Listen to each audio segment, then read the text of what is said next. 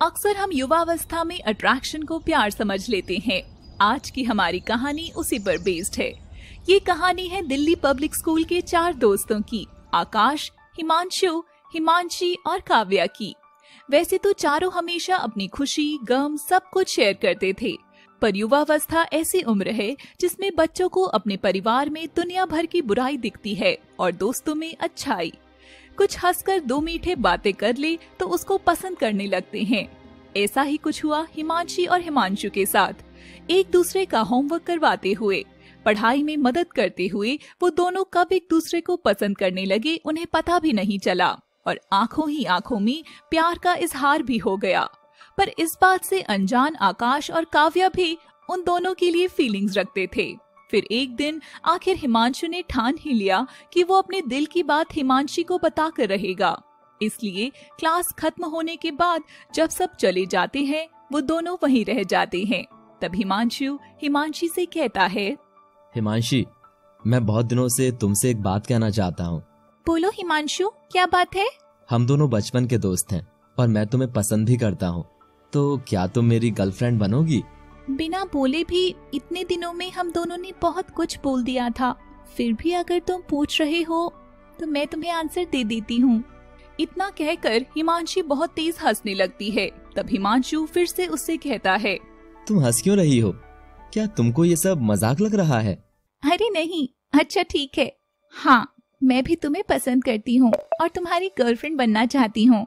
इतना सुनकर हिमांशु बहुत खुश हो जाता है और वो दोनों एक दूसरे को गले लगा लेते हैं।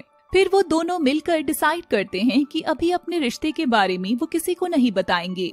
ऐसे ही समय बीतता रहता है और वो दोनों एक दूसरे के बहुत करीब आने लगते हैं।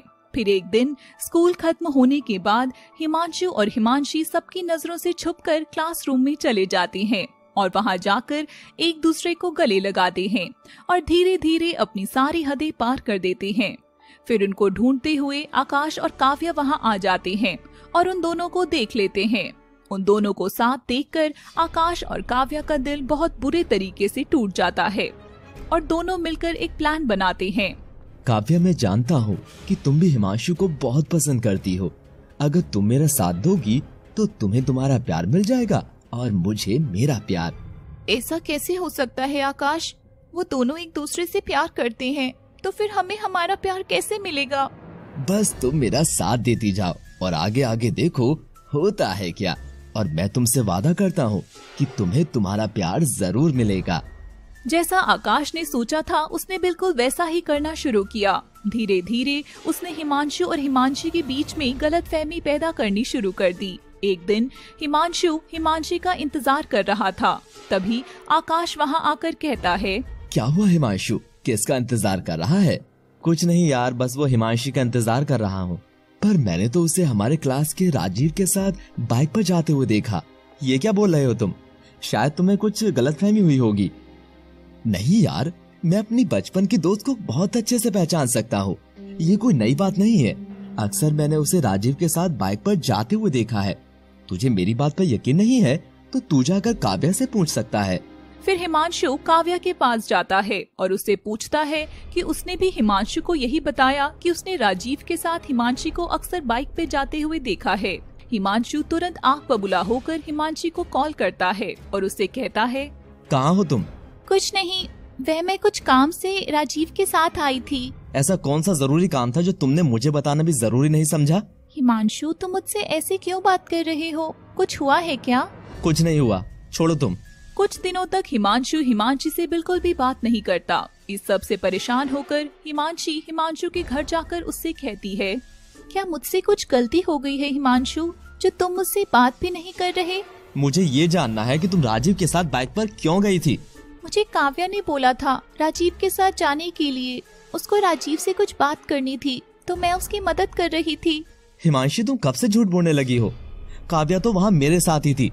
अगर उसको राजीव से कुछ काम होता तो खुद ही राजीव से कह देती। वैसे भी अब इस झूठ के बाद मुझे नहीं लगता कि मैं तुम्हारे साथ रह पाऊंगा। हमें अपना रिश्ता यहीं खत्म कर देना चाहिए। हिमांशु, बिना सच जाने तुम इतना बड़ा फैसला कैसे ले सकते हो? ऐसा ना हो कि आगे जाकर तुम्हें बहुत पछताना पड़े। और किसी भी रिश्ते में अगर प्यार और भरोसा ना हो तो वो रिश्ते ज्यादा दिन नहीं चल सकते और हमारे रिश्ते में भी भरोसा खत्म हो चुका है। जैसा आकाश और काव्या ने सोचा था, उन दोनों ने बिल्कुल वैसा ही कर दिखाया। हिमांशु और हिमांशी को एक दूसरे से बिल्कुल अलग कर दिया। पर उस सब के बावजूद भी वह दोनों खुश नहीं थे। उन दोनों को इस बात का एहसास ही नहीं था कि हिमांशु और हिमांशी को अलग करने के चक्कर में कब वह दोनों एक दूसरे के करीब आ गए। फिर आकाश काव्या से कहता है, यार काव्या, हमने हिमांशु और हिमांशी के साथ बहुत गलत किया है। हमें अपने प्यार का एहसास तो हो गया, पर हमने उन दोनों को अलग कर दिया। तुम सही बोल रही हो आकाश, हमें अब अपनी गलती सही करनी होगी। अगले दिन आकाश और काव्या हिमांशु हिमांशी के पास जाकर सब सच बता देते हैं कि कैसे उन लोगों ने अपने अट्रैक्शन को प्यार समझ लिया और उस प्यार को पाने के लिए उन दोनों के बीच में गलतफहमी पैदा कर दी। पहले तो हिमांशु और हिमांशी उन दोनों पर बहुत गुस्सा करते हैं। तुम दोनों के बचपने के चक्कर में हम दोनों पर कितना कुछ गुजरा है, तुम दोनों को एहसास भी नहीं होगा। पर तुमसे भी क्या बोलूं, जब मैं खुद ही अपने प्यार पर भरोसा नहीं कर पाया। मेरा प्यार इतना कमजोर था कि हवा के छोटे से झोंके से बिखर गया। यार इसमें तेरी कोई गलती नहीं है, सब हमारी गलती है। हो सके तो हमें माफ कर दे प्लीज यार। तुम दोनों जाओ यहाँ से।